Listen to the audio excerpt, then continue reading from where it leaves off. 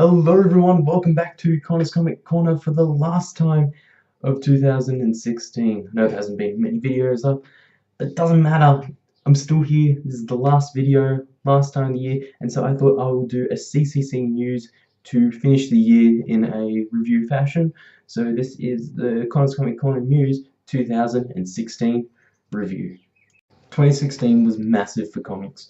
DC introduced Rebirth, which is the successor to the New 52, which ended massively with the Joker's identity being revealed as three people, Batman becoming a god after helping the Justice League, or the Justice League facing Darkseid and the Anti-Monitor, and it just went on from there. Rebirth brought back characters that we had once thought had been dead. Wally West has returned as Kid Flash. We got new characters such as Gotham and Gotham Girl, and the Watchmen were introduced at the end of the big, massive first issue of issue 0 of Rebirth, or issue 1. It's revealed that Dr. Manhattan is now in DC Comics, so Watchmen have finally come over, and it's just going to be crazy next year.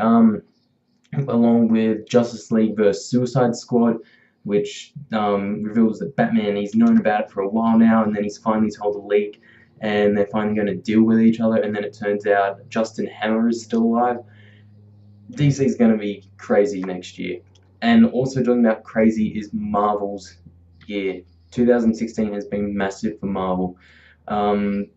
We basically got a new Secret Wars, which at the end, after them trying to stop Victor Von Doom from basically gaining godlike powers, is revealed that he's now undeformed and he doesn't have his powers anymore, and he decides to become a hero, taking over Iron Man's mantle. He becomes the infamous Iron Man, I believe, because Tony Stark, after the events of the new Civil War 2, which he's fight against Captain Marvel and Iron Man, Tony goes into a coma, and there's his AI personality, and then it turns out we also get a new Iron Man, who's now Ironheart. Her name's Riri Williams, and she's a 15-year-old engineering student, and she basically becomes the successor to Iron Man, Ironheart, and so that's pretty cool. We also had many deaths. We had the death of Hulk, but then Hulk's energy, when Hulk, before he died, Amadeus Cho, his basically best friend and right-hand man, got the powers and became the new Hulk. War Machine, Rhodey, he died at the hands of Thanos in Civil War 2. It was basically crazy. We've had so many things happen, and then the big thing to top it off, which had everyone going crazy, is that it was revealed that Captain America was part of Hydra. This was just mind-blowing to everyone. There was a lot of conflict because the original writers who created Captain America were Jewish, and Hydra, of course, is German. But it doesn't matter. This was perfectly done and was so unexpected. It just made for an amazing read, and I'm really curious to see how they're going to continue that. So movies came out this year. At the beginning of the year, and around March, we had Batman v Superman: Dawn of Justice, that basically start to DC's equivalent to the already powerhouse MCU of the Marvel Studio. And it wasn't the best movie. It was pretty crap.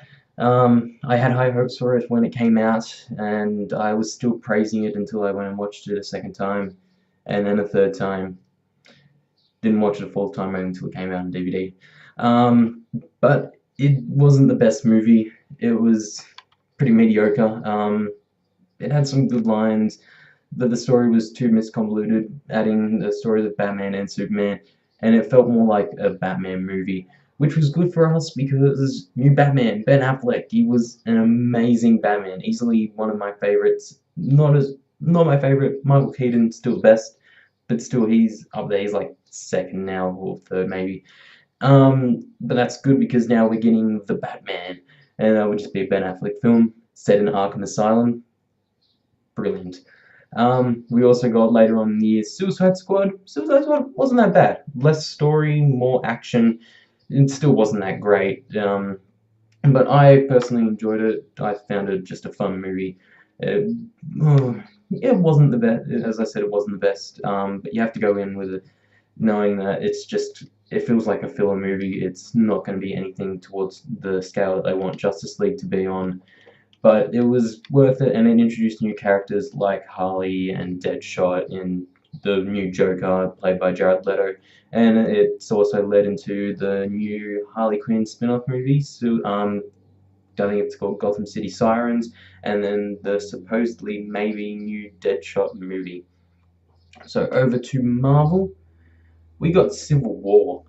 Captain America Civil War. Now, this movie blew everything out of the car park, out of the world, and it was just so freaking good. It was all about the Sokovia Accords after the events of Age of Ultron, after Ultron was created. They now think that the government believes that Tony's bad and the heroes should, well, they don't think he's bad, but they think he needs to be controlled, and so do heroes. So they create the Sokovia Accords, and Cap doesn't like it because he doesn't want to be controlled. Tony's fine with it because he knows it'll keep him in check. And Cap is like, no, I don't want to be given check. We need to, if there's something going wrong, we need to act. We can't wait for them to tell us what to do. And so basically it creates a civil war. We have two sides fighting, and then in the middle of the movie, before like you see all these awesome scenes in the trailer, you think, oh yeah, the massive fight's going to be at the end of it. No, the massive fight is in the middle of the movie, which then leads into the third act, and it was just pure awesomeness. And we got a new Spider-Man. Tom Holland, easily my favorite Spider-Man. For me, better than Tobey Maguire, or easily better than Andrew Garfield. And he was just so awesome. We got to explore more characters. Got to see more of the relationship between Scarlet Witch and Vision, and Ant-Man was in it, who grew into Giant Man. It was awesome. Rhodey got shot out of the sky by a rogue Vision Mind Stone Blast. And then, yeah, basically at the end we find out that Bucky killed Tony's parents, and then Tony and Cap fight, and then because Tony or Cap thinks that still says that Bucky's his friend, and then everyone gets captured. Cap escapes, and then Cap says, "Oh, we're still friends. If you need me, I will be there for you." So yeah, basically it was pretty crazy. Then we got Doctor Strange. Doctor Strange wasn't on the level of Civil War. I personally gave it like a 7 out of 10. It was a good origin movie, which most of like Marvel, they're going to be doing a couple origin movies to get it into place. Like in Civil War, we were introduced to Black Panther, so the Black Panther movie would kind of be a little bit of an origin one. Doctor Strange introduced us to Benedict Cumberbatch as Stephen Strange, and he was pretty damn good. We got, well, I'm about to say spoilers, but we got first kind of look at Thor Ragnarok, because we saw Thor at the end of the movie. I warned you, spoilers, so no in the comments. But it was a pretty good movie. The villain, Callius, I think it was, he wasn't that memorable. We got to see Dormammu, so we could be seeing him later on, along with the leading into Infinity War with Thanos, so we'll just have to see where it goes from there. And finally, Star Wars. You can't have anything without Star Wars, and Star Wars Rogue One, A Star Wars Story, blew it out of the water. This movie was amazing. It was basically, it was just I could say it as a thank you love letter to any Star Wars fan. It was just so good. It was beautifully done. We got introduced to new planets, new characters, and it was just awesome. Basically, the last half an hour of this movie was some of the best movie I've seen all year, and it's easily one of my favorite Star Wars movies. It was just so good. I'll have a review of that up later once I go watch it a couple more times, just so I can get everything for my full spoiler review. But I will be doing a non-spoiler review for that later on. And so on to trailers. Trailers were awesome this year. We got, well, the main two, well, three that we'll be talking about is Justice League. Justice League was shown for San Diego Comic Con, and then a couple of days later we got the trailer for it, and it was just cool. You got to see the new Flash, you got to see Ezra Miller in his full Flash suit, you got to see Cyborg, Ray Fisher, Wonder Woman, Jason Momoa as Aquaman, and Batman, and then all of them just having conversation. Batman going around to everyone saying, "Hey, you want to be in this team?" Aquaman being a weird drunk and just going, "Nope," and then Ezra Miller being like, "Yeah, yeah, sure, I'm in, totally. I have no friends, so yeah, I need this." And then you just see a cool shot of them just all kind of together, and it just gives you hyped. This movie, hopefully, from people's sources that I've read, it's going to be a lot more comedic than BVS, which should be good, because I think you need to have that, especially a lot more of that coming out having the Flash in the group, because Flash has always been known to be a bit more comedic. And then the next trailer was easily my favorite trailer of the year, Guardians of the Galaxy Volume 2. Everyone has been waiting for this trailer, and then everyone's been like, James Gunn, when you're giving us this trailer? And he finally dropped it. And like he dropped the teaser trailer, which was brilliant, and then he dropped the full trailer, which was even more epic, and we got to see all the characters. It was so good. You got to see Star-Lord, Gamora, Drax, Rocket, and Baby Groot.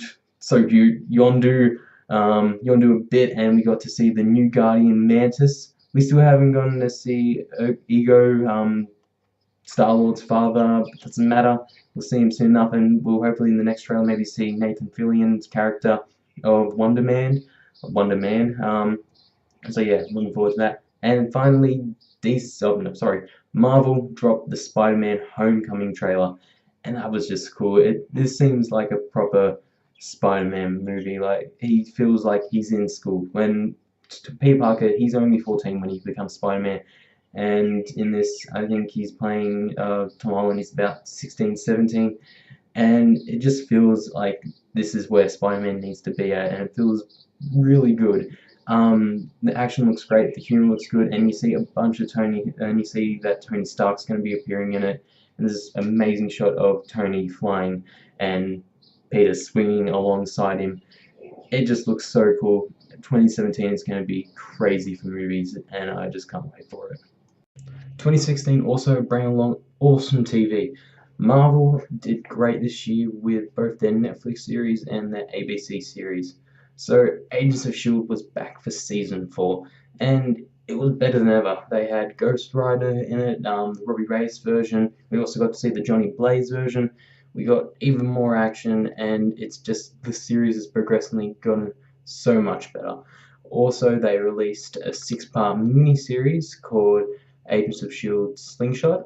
I'll be linking to that. I'll put a link in that to the description so you guys can go watch it. It's just a spin-off of about Yo-Yo, who's an Inhuman, if you don't know, and just basically what happens between seasons 3 and 4. And Marvel also went well with their Netflix series. We got Daredevil season 2, Jessica Jones season 1, and also Luke Cage season 1. Then we also got teasers for Iron Fist and The Defenders, which is going to be simply awesome. Can't wait to see what they, well, definitely we're going to be getting more of them, but can't wait to see what's going to be happening in 2017 with those series. And then on the other hand, DC did also well. They had, well, as they usually do, we've had Flash season 3, I think it was, yeah, Flash season 3, Arrow season 5, Legends of Tomorrow season 2, and Supergirl season 2. And also this year they had the massive 4-part event crossover entitled Invasion, where they all teamed up against the Dominators, an alien race who was coming to steal the Metagene. It was secrets to the Metagene. It was an awesome episode. Legends was easily my favorite out of all 3, and then Supergirl was nice there to kind of push it into the thing. They also had, what did they also have? They, iZombie season 2 ended midway during this year. That series was brilliant. They're coming definitely back for season 3 after the events of spoilers warning ahead. After more zombies kind of broke loose after the party at I forget the place. I haven't watched the series in a while, but yeah, more zombies are now around now, and it's basically up to Liv, Ravi, and the rest of the team to stop them. And then Lucifer season 2 got even better. We had introduced to Lucifer's mum, and we got to deal with Lucifer being finding more of his human side, dealing with more emotions and stuff. It's just an awesome series, and it's gotten progressively better. In 2016, we also lost many people. Only a couple to mention are Eric Balsfield, who played Admiral Akbar, Kenny Baker, who played R2-D2, Prince, who also recorded the soundtrack for Batman, the 1989 film, David Bowie, who was featured, one of his songs that was featured in Guardians of the Galaxy, and James Gunn wanted him to be actually in the movie, so they were trying to get him in for Guardians 2, but they couldn't. And he's going to honour him a bit more in Guardians of the Galaxy Volume 2. And then also Alan Rickman, very early on in the year, also known for his role as Severus Snape. And as if you're watching this now, only a couple of days ago, Carrie Fisher passed away as well. Carrie Fisher was Princess Leia in episodes 4, 5, 6, and 7 of Star Wars. Yeah, 2016 hasn't been it's been an average year. Not the best, but we've lost many people that are large and very big influences on the kind of community of kind of like entertainment. So 2016 has been an interesting year. It's been good moments, bad moments, but overall it'll be a year to remember. And next year, I wonder what's in store. I have no idea, but hopefully it's going to be pretty cool, especially for the world of comics. So, until that time, Connor out, and have a happy new year.